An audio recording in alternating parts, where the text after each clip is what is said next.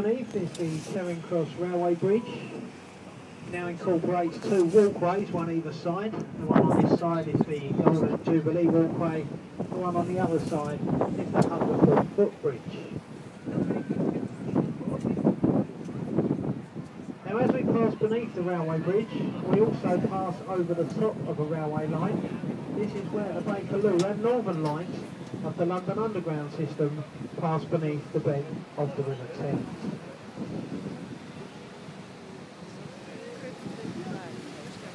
Once through the bridge, to the right-hand side, you'll see the Royal Festival Hall, opened in 1951 in conjunction with the Festival of Great Britain. It seats just over 3,000 people and is said to be one of the finest concert halls anywhere in the world. Sammy Davis Jr., Frank Sinatra, Tina Turner, Shirley Bassey and the Spice Girls have all performed in that concert hall. To the left-hand side, sticking up off the embankment wall, the tall granite column, Cleopatra's Needle. This is one of London's oldest landmarks. It was first erected in Egypt around 1500 BC. In the year 1819, it was given to the British government by the Viceroy of Egypt in recognition of Nelson's victory over Napoleon at the Battle of the River Nile. There is an exact twin to this needle and it stands in Central Park, New York. We're about to pass beneath the Waterloo Road Bridge, opened here in 1945. Also known as the Ladies' Bridge, as it was completed throughout the Second World War by the Land Army. And the Land Army at that time was approximately 80% female. So the bridge here to our right, a large concrete building with a flashing illuminated sign on the top. This is the National Theatre. It consists of three separate theatres under the same roof.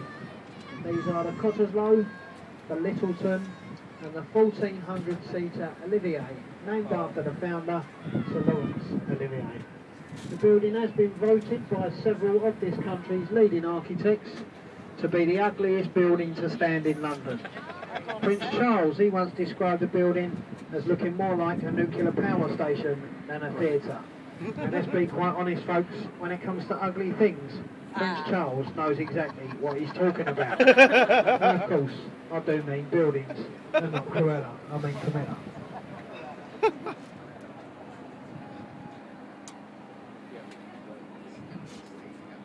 Now just ahead of us here, you'll see these boats moored up to the barges.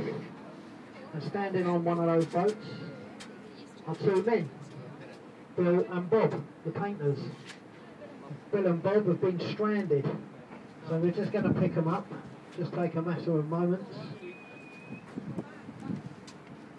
Hey Bill, hey Bob. While we're picking them up, here to our right you'll see this white building with the smoked glass windows. These are the studios for London Weekend Television. It's also where they do all the morning programmes, this morning, programmes like that, and also where they film the regional news broadcasts. You may have noticed if you watch the news, BBC News, they use the River Thames as a backdrop. So if you give that building a nice big wave, you might find yourself on national television. Of course, if you are with someone that you really shouldn't be with, I suggest you look the other way. Alison, did you see that? So here we go, we're just going to pick up Bill and Bob. Oh, Bob. Lubba, lubba, lubba, lubba.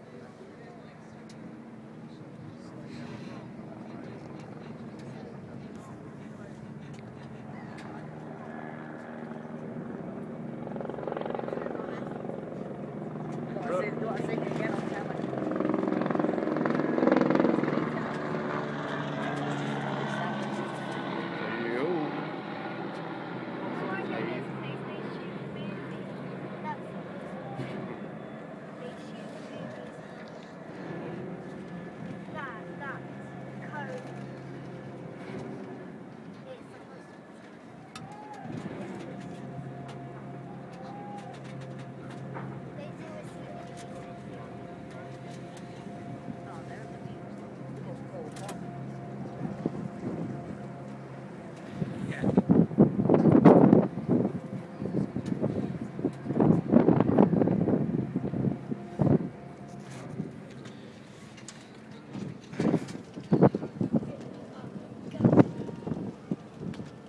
set the boat up to go through the gap between the barges. If you look there to the left hand side, you'll see the white ship with a yellow funnel. This is the Wellington, a sloop that used to belong to the New Zealand Royal Navy. It now serves as the only floating livery hall anywhere in the world. It belongs to the Honourable Company of Master Mariners, basically used as a drinking club for retired sea captains. President of the Master Mariners at the moment is the Duke of Edinburgh, Prince Philip. Now as we pass the Wellington, just behind the ship on the embankment wall, you'll shortly see a stone archway with a figurehead of Father Thames carved into the top. This is known as the Temple Arch. Just after the arch, either side of the road, you'll see two silver and red painted dragons. This is the Temple Gate. It officially marks the boundary line between two different cities. The city of Westminster, we are just leaving. The city of London, we are just entering. The city of London is one of the smallest capital cities anywhere in the world. It measures a total of just 1 square mile. On every major approach into the city of London, they do put two of them silver dragons to protect the city from any evil entering. All the buildings behind the trees there to the left are known as the Inner and Middle Temple.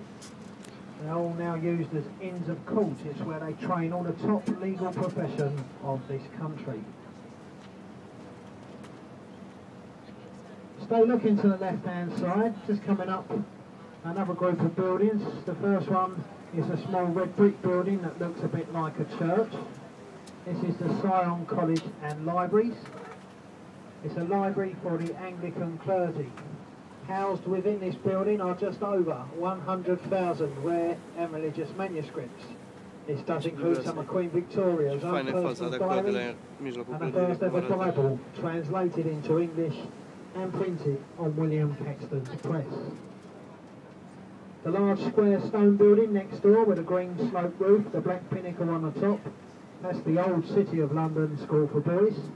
Many of our famous elder statesmen and prime ministers were once educated in this building. This does include David Lloyd George, Lord Asquith, Clement Attlee, and most famously Sir Winston Churchill before he moved on to Harrow School. No longer used as a school, now JP Morgan's a large American bank. Then the third building, the large curved and colonnaded building, is Unilever House. It belongs to the Anglo-Dutch company Lever Brothers. They manufacture all the different brands of washing powders and detergents. Look in the gap just after that building, where you see the two blue cranes sticking up in the air. Very shortly you'll see a small grey dome with a golden figure on the top. That figure is the Scales of Justice. Stands on the top of London's Central Criminal Courts, the Old Bailey. Just about to pass beneath the Blackfriars Road Bridge. This was opened here in 1869 by Queen Victoria. Through the bridge, either side of the boat, you'll see the old red supporting columns. These columns are the last remnants of the old St Paul's or Alexandra Railway Bridge, the first ever railway bridge to cross the River Thames. The top was removed from this bridge about 40 years ago because it became unsafe. They never took the old supports away for fear of damaging the foundation of the bridges standing in the site. And the one we're now passing beneath, the Blackfriars Railway Bridge. Through the bridge, dominating the skyline here to our left-hand side, the large dome and the golden cross that stands on top of Sir Christopher Wren's masterpiece, St Paul's Cathedral. St Paul's took 35 years to build. It was completed in 1710. From ground level to the tip of the Golden Cross, it stands 365 feet tall. Quite amazingly, the foundations of the building are just 4 feet deep. The large dome on the top is the second largest. The nuclear. It's the second largest unsupported cathedral dome anywhere in the world. It weighs 64,000 tonnes, and the only one bigger is the one on St Peter's in the Vatican City of Rome. In complete contrast, here to our right-hand side, the large brown brick building with a tall brown chimney stack. That's the old Bankside Power Station. No longer used as a power station, now the Tate Gallery of Modern Art. In this building today, we will find such masterpieces as an unmade teenager's bed, a man piling up a stack of bricks, half a cow in a plastic box, and a pile of empty beer cans. In that building they call it a collection of retrospective artistic pieces. If you abbreviate those 4 words, it spells out crap. Also here to our right hand side, the white circular building with the oak beams and a thatching on the roof. The replica of William Shakespeare's Globe Theatre, built largely by the efforts of the American film director Sam Wanamaker. He spent quite a number of years and most of his personal fortune trying to get permission to recreate the globe at this point. Sadly, he passed away just before it was completed. The project was all took over by his famous actress daughter, Zoe Wanamaker, herself and Her Majesty the Queen, opened the building up in 1997. It's the first timber frame thatch roof building to stand in London since the Great Fire of London in 1666. 50 de milioane o cameră. Bridge in front of us here is the Southwark Road Bridge. This was opened here in 1921. Originally built to relieve the traffic strains off of the old London Bridge. Very unsuccessful. It is officially the least used of all London's river crossings. Mainly because it's very difficult to find. The approach roads are very badly signposted and very well hidden either side of the bridge by the tree.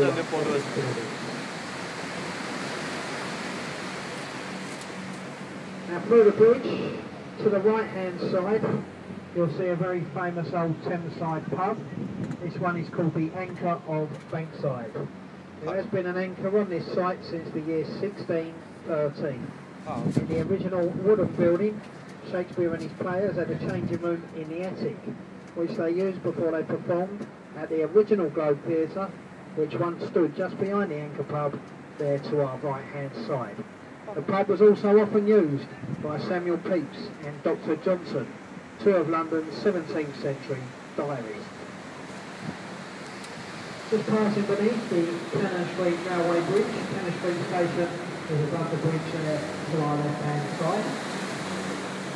Through the bridge, just ahead of us once again to the right, in the wet dock you'll see the replica of Sir Francis Drake's old sailing ship, the Golden Hind. This is a fully working wooden replica. It's actually covered more sea mileage than the original ship.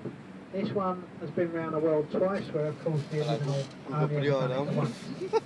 Now housed here at St Mary Overy Dock and open to the public. Stay looking to the right hand side. Between the gap in the next 2 buildings you'll see the lovely Southwark Cathedral. Been a place of worship on this site since the 12th century. Baptised in that cathedral was John Harvard. He was the son of a local tradesman from this area, and he became one of the major founders of the Harvard University, Massachusetts, USA. About to pass beneath the new London Bridge, opened here in 1973. This is the 4th London Bridge to have stood on or near this site.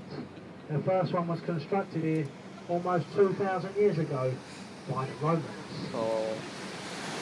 Through the bridge, to the left-hand side, between the gap in the next 2 buildings, you'll shortly see a tall candle-like column with a golden top piece. This is the monument to the Great Fire of London of 1666. If you lay this monument down on its side in the direction that we are travelling, the golden top strikes the ground at the very spot where the Great Fire first started. A small baker's shop in Pudding Lane, exactly 202 feet from the base of the monument. Also to the left hand side, the yellow brick building with the golden fish weather vanes either end of the roof. That's the old Billingsgate Fish Market. There was a fish market on this site for just over 900 years. In 1982, the market was moved to larger premises slightly further downriver to a part of East London known as the Isle of Dogs. The building to the left now used as a function and conference venue.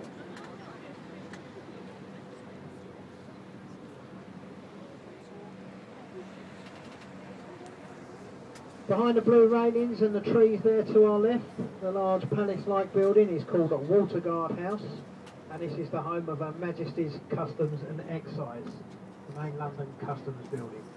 And here to our right-hand side we have London's very own warship, HMS Belfast. Belfast has been permanently moored at this point since 1972. It was originally built in 1938 at the Harlander Wolff shipyard in Belfast, Northern Ireland. Commissioned for service in 1939, played a major part throughout the Second World War, helped to shell the beaches of Normandy on D-Day, also helped with the chasing, shelling and eventual sinking of the German pocket battleship, the Scharnhorst. Either end of the boat you can see the large anti-aircraft guns. These guns were last fired in 1952 at the Korean conflict, where she was the flagship for the United Nations. Now lies here peacefully, open to the public as a museum ship, all run by the Imperial War Museum. To the left hand side, here amongst all the trees, the world famous Tower of London. You can see the main part of the building there. It's got the 4 turrets flying the Union flag, the large square tower, known as the White Tower. This is the oldest part of the Tower of London. Work commenced on this part of the building in 1078 under the direct orders of William the Conqueror. It's in this part of the building they housed the Queen's crown jewels, all guarded by the London Beefeaters. Now there's loads and loads of history and things to talk about over there at the tower, and of course we haven't got time to talk about everything now. To appreciate the Tower of London you really do need to visit it, and it will take a whole day to go round that building properly. Now built in a Gothic style to blend in with the Tower of London is arguably the most famous bridge in the world, the Tower Road Bridge. We're going to go beneath the 2 lower centre bascules of the bridge. These divide in the middle. They raise open in a drawbridge-like fashion to allow larger vessels in and out of this part of the River Thames. Each one of the bascules weighs 1,100 tonnes. They take just 90 seconds to fully open up. Now the bridge is not actually as old as it looks. It was opened here in 1894, designed by Sir John Barry. The bridge itself is completely constructed from iron. All the stonework you see on Tower Bridge is a false cladding that's been placed here to help hide the machinery used for the lifting of the central bascules. Tower Bridge also marks the eastern boundary line of the City of London. We've now left the 1 square mile capital of this country behind us. We've just entered into the Docklands part of the River Thames. On doing so, we do make a very brief stop here at St Catherine's Pier for the Tower of London. Now we're just here for a matter of moments. We're literally just picking a few more people up who wish to go to Greenwich. This is St Catherine's Pier for the Tower. Just bear with us for a few moments while we pick these passengers up. Of course, at this time, an ideal opportunity to purchase any refreshments from the bar if you should require. You can get tea, coffee, hot chocolate, soft drinks, beers, wines and spirits, all down at the bar, and that's your reception area in the boat. In the meantime, just bear with us for a few moments while we just make this stop.